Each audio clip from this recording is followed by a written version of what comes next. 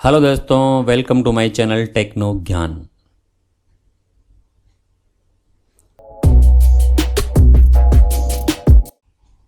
पंचवटी योजना की शुरुआत किस राज्य ने की? पंचवटी योजना की शुरुआत हिमाचल प्रदेश ने की। हिमाचल प्रदेश के मुख्यमंत्री जयराम ठाकुर ने राज्य के ग्रामीण क्षेत्रों में रहने वाले वरिष्ठ नागरिकों के लिए इस योजना का शुभारंभ किया। इस योजना में राज्य सरकार 100 पार्क विकसित करेगी जिसमें सभी सुविधाएं होगी। पिछले दिनों किस देश की सेना ने फिर से फेसबुक का इस्तेमाल करना शुरू कर दिया है? दोस्तों, वो है म्यांमार सरकार। इन्होंने फेसबुक का फिर से प्रयोग शुरू कर दिया है। गत दिनों एआईयू ने एथलीट गोमती मारीमुथु पर कितने साल का प्रतिबंध लगाया है? दोस्तों, 4 साल का प्रतिबंध लगा दिया है। गोमती मारीमुथु भारतीय धाविका है जिन्होंने 2019 एशियन एथलेटिक्स चैंपियनशिप में 800 मीटर में गोल्ड मेडल जीता था और इनका जन्म 8 जनवरी 1989 को हुआ था। बात करते हैं अगले करंट अफेयर की। वर्तमान में जारी खाद्य सुरक्षा सूचकांक में शीर्ष पर कौन सा राज्य रहा? दोस्तों, शीर्ष पर गुजरात राज्य रहा। गत दिनों BS6 वाहनों पर किस रंग का स्टिकर लगाना अनिवार्य किया गया है? दोस्तों, हरे रंग का स्टिकर लगाना अनिवार्य किया गया है। BS6 का मतलब है यहाँ पर भारत स्टेज 6। और दोस्तों, BS6 जो है, जो BS है वो है कार्बन उत्सर्जन का स्टैंडर्ड है ये। बात करते हैं अगले करंट अफेयर की। पिछले दिनों जम्मू कश्मीर उच्च न्यायालय का मुख्य न्यायाधीश किसे नियुक्त किया गया है? जावेद इकबाल वानी को मुख्य न्यायाधीश नियुक्त किया गया है। दोस्तों, जम्मू कश्मीर के उपराज्यपाल हैं गिरीश चंद्र मुर्मू, ये भी याद रखें साथ में। बात करते हैं अगले करंट अफेयर की।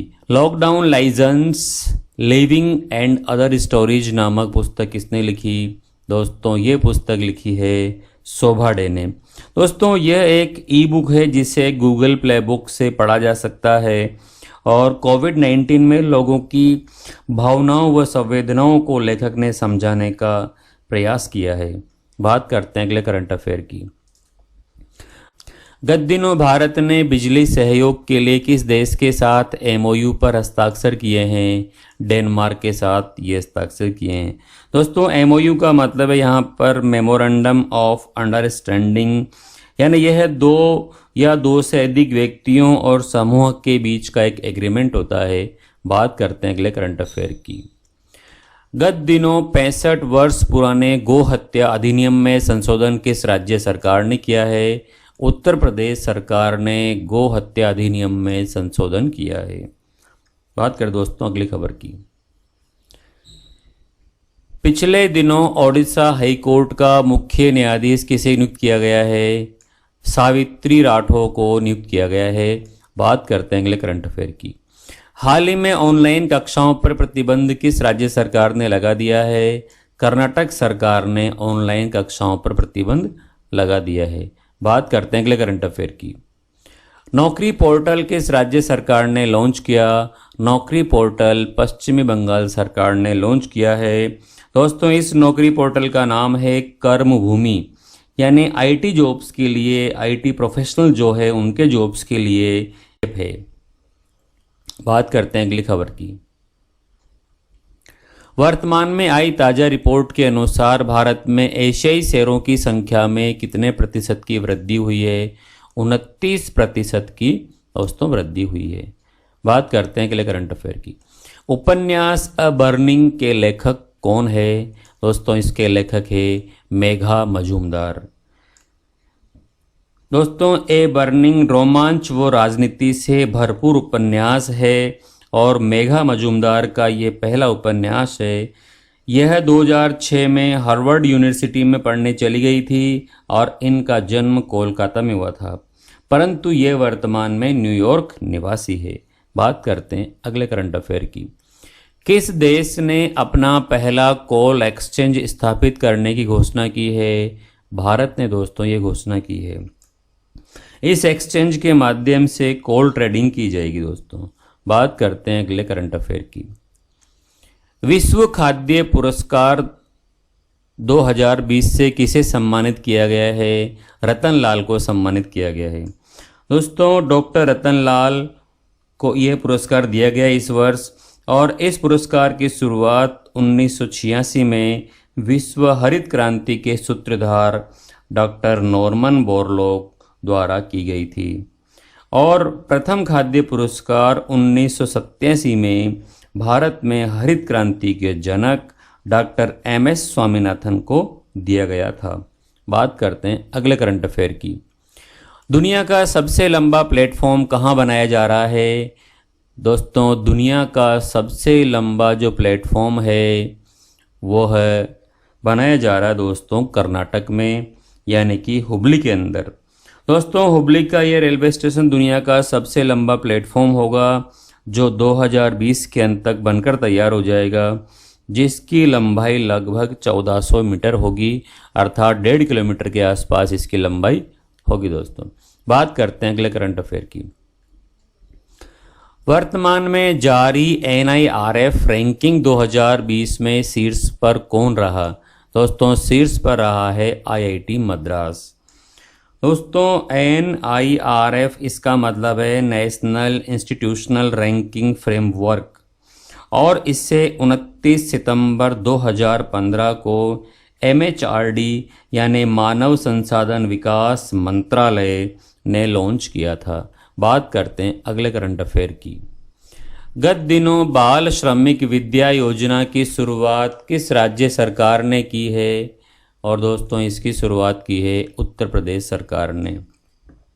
बाल श्रमिक विद्या योजना यानी इस योजना के अंतर्गत उत्तर प्रदेश के अनाथ व मजदूरों के बच्चों को शिक्षा प्रदान करने के लिए इस योजना की शुरुआत की गई है। इस योजना के तहत बालकों को 1000 रुपये और बालिकाओं को 1200 रुपये प्रतिमाह सरकार द्वारा दिए जाएंगे। बात करते हैं अगले करंट अफेयर की। महिलाओं के लिए STREE कार्यक्रम की शुरुआत किस शहर की पुलिस ने की? हैदराबाद शहर की पुलिस ने इसकी शुरुआत की है। दोस्तों STREE का मतलब है she strives through respect, equality and empowerment, यानी महिलाओं का उनको अधिकार व हक दिलाने के लिए इसका शुभारंभ किया गया है। दोस्तों STRE का दोबारा मैं आपको पूरा नाम बताता हूँ, she Trump's through respect, equality and empowerment. बात करते हैं अगले करंट अफेयर की। गत दिनों सहकार मित्र योजना का शुभारंभ किसने किया? इसका शुभारंभ किया है केंद्रीय कृषि मंत्री नरेंद्र सिंह तोमर ने। देश को आत्मनिर्भर भारत बनाने के प्रधानमंत्री के आह्वान के तहत स्वदेशी उत्पादों के प्रचार प्रसार के लिए इस योजना का शुभारंभ किया गया। इसकी शुरुआत कृषि एवं किसान कल्याण मंत्रालय द्वारा NCDC ने की। दोस्तों NCDC का मतलब है नेशनल कोऑपरेटिव डेवलपमेंट कॉरपोरेशन, यानी कि राष्ट्रीय सहकारी विकास निगम। बात करते हैं अगले करंट अफेयर की। ताज़ा जारी फीफा रैंकिंग में शीर्ष पर कौन रहा? शीर्ष पर रहा है इसमें बेल्जियम देश। बात करते हैं अगले करंट अफेयर की। निवेश के लिए नोडल एजेंसी की स्थापना किस राज्य सरकार ने की है? उत्तर प्रदेश सरकार ने निवेश के लिए नोडल एजेंसी की स्थापना की है। दोस्तों और इस नोडल एजेंसी का नाम है इन्वेस्ट यूपी, जिसका नेतृत्व यूपी के CM योगी आदित्यनाथ करेंगे, जो अधिकतम 15 दिन में सभी दावों को निपटाएगी। बात करते हैं अगले करंट अफेयर की। गत दिनों लोनार झील में पानी का रंग बदलकर गुलाबी हो गया है। यह झील किस राज्य में स्थित है? यह झील महाराष्ट्र में स्थित है। दोस्तों लोनार झील बुलढाना जिले में एक खारे पानी की झील है, और इस झील का निर्माण उल्का पिंड के पृथ्वी से टकराने के कारण हुआ था। बात करते हैं अगले करंट अफेयर की। गत दिनों कितने देशों के वरिष्ठ सांसदों ने मिलकर चीन के खिलाफ एक नया गठबंधन बनाया है? 8 देशों के वरिष्ठ सांसदों ने मिलकर एक गठबंधन बनाया है। बात करते हैं अगले करंट अफेयर की। गत दिनों ग्रीन मिजोरम दिवस कब मनाया गया? 11 जून को मनाया गया। अटॉर्नी जनरल के वेणुगोपालन का कार्यकाल कितने वर्ष और बढ़ाया गया है? 1 वर्ष और इनका कार्यकाल बढ़ा दिया गया है। बात करते हैं अगले करंट अफेयर की। गत दिनों सेंट्रल रेलवे ने यात्रियों की स्क्रीनिंग के लिए कौन सा रोबोट तैनात किया है? कैप्टन अर्जुन को तैनात किया है। किस राज्य सरकार ने कोविड-19 के बारे में जागरूकता पैदा करने के लिए 10 दिवसीय विशेष अभियान की घोषणा की है? राजस्थान सरकार ने इस विशेष अभियान की घोषणा की है। अमेरिकन सैन्य अकादमी से स्नातक की उपाधि पाने वाली पहली सिख महिला कौन बनी? अनमोल नारंग पहली सिख महिला बनी है। कोविड-19 की वजह से सबरीमाला मंदिर उत्सव किस राज्य ने रद्द कर दिया है? केरल राज्य ने इस उत्सव को रद्द कर दिया है। रज पर्व अथवा राजा परवा कहाँ मनाया गया? दोस्तों ये मनाया गया है उड़ीसा के अंदर, और यह उत्सव 4 दिन चलता है और इन 4 दिनों में अच्छी बारिश और खेती के लिए धरती माँ की पूजा की जाती है। बात करते हैं अगले करंट अफेयर की। ऑपरेशन डेजर्ट चेज का शुभारंभ किस राज्य ने किया है? राजस्थान ने किया है इसका शुभारंभ। दोस्तों यह है आर्मी, यूपी एटीएस और राजस्थान पुलिस का एक संयुक्त अभियान है जिसमें आईएसआई की जासूसी करने वालों की धरपकड़ की जाएगी। और दोस्तों आईएसआई एक पाकिस्तान की एजेंसी का नाम है। बात करते हैं अगले करंट अफेयर की। किस राज्य सरकार ने आईटीआई के लिए डिजिटल पाठ्यक्रम सामग्री लॉन्च की है? गुजरात सरकार ने लॉन्च की है। चौथे एशियाई पैरा गेम्स 2021 की मेजबानी कौन करेगा? बहरीन इसकी मेजबानी करेगा। गत दिनों भारत और चीन के सैनिकों के बीच किस घाटी में हिंसक झड़पें हुई? गलवान घाटी में हिंसक झड़पें हुई थी। बीसीसीआई के लोकपाल जस्टिस डीके जैन का कार्यकाल कितने वर्ष और बढ़ा दिया गया है? 1 वर्ष और बढ़ा दिया गया है।